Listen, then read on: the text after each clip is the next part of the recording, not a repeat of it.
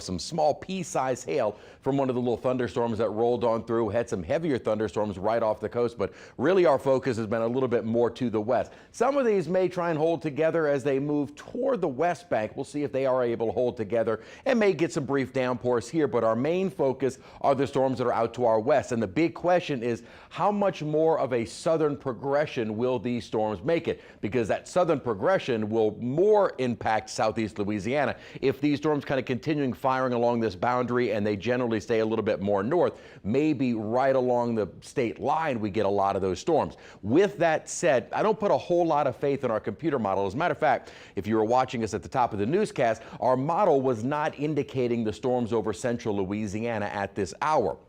So what we're able to do is kind of manipulate the model data to maybe get a better idea of the timing and placement of the storms. Certainly over the next couple of hours could see more of those right along the state line, but I think the vast majority will stay in southwestern Mississippi. As we go after 9 o'clock, may get some of those storms to roll across the North Shore. Could see some in the metro area if that little boundary is able to make it far enough south. Looks like by about midnight may see a decent little break from that initial line and may have some other thunderstorms kind of popping up right behind it. So this may be kind of an ongoing issue into the early morning hours of Friday. Then we'll get a break with more storms on the way Friday and again on into Saturday.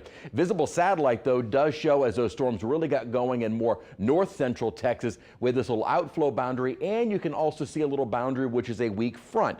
Those systems are all kind of helping to get these thunderstorms going, and the greater risk of severe weather does exist more to our west.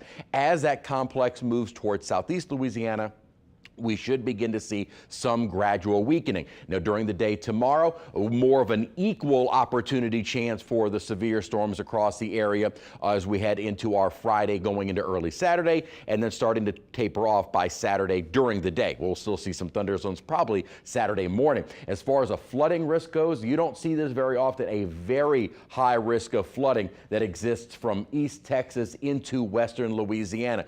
Thankfully, that risk drops off as it approaches southeast Louisiana, but could see some with the heavier rainfall, some standing water in maybe more areas. And notice we have a moderate risk on the North Shore for our rains expected Friday going into early on Saturday. I know it's confusing. We got kind of 3 rounds of rainfall, one for later tonight, another one Friday, and then another one early on Saturday. Had a lot of sunshine earlier in the day. High clouds have been moving in associated with the thunderstorms offshore and to our west, and our temperature right now 84 degrees, but with that earlier sunshine, we were able to get up to 88, and temperatures in the 70s and 80s. A lot of rain-cooled air. We will see our temperatures drop off once the rain begins, and we've also had a bit of a breeze with that next system moving our way. This is all thanks to an upper disturbance which will keep these ongoing thunderstorms right through early on Saturday. But the good news is this system will be gone, and by really late Saturday and on into Sunday, drying out, but the heat will be building in starting on Sunday